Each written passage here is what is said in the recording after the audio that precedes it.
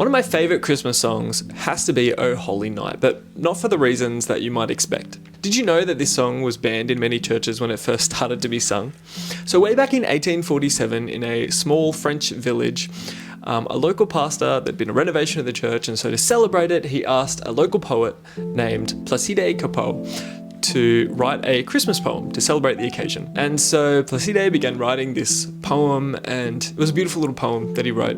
Later on, Adolphe Adam put it to music, and behold, Cantique de Noël, well, sorry if my French isn't very good, but O Holy Night, was born, and it began to be sung around France. But there was a pretty controversial line in the song. Long lay the world in sin and error pining, till he appeared and the soul felt its worth. Chain shall he break, for the slave is our brother, and in his name all oppression shall cease. It's sad that that line would even be considered controversial, but at that time, in that place, it was controversial to many people, and so it was outright banned in many churches and couldn't be sung. But that banning actually made it even more popular. It just skyrocketed.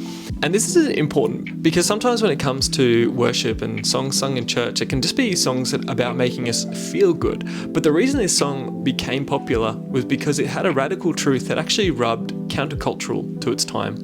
And I think that's exactly what worship should continue doing. It needs to stand and be a proclamation of truth, even if it goes against what the culture says. In fact, even during the Franco-Prussian War, a few years later, there was a battlefield with French soldiers on one side, German soldiers on the other side, and it was Christmas Eve, there was a bit of a lull in the battle, and all of a sudden one of the French soldiers stood up and began singing O Holy Night. And the German soldiers, instead of retaliating, after a bit of silence, actually stood up and sung their own Christmas song as well in German.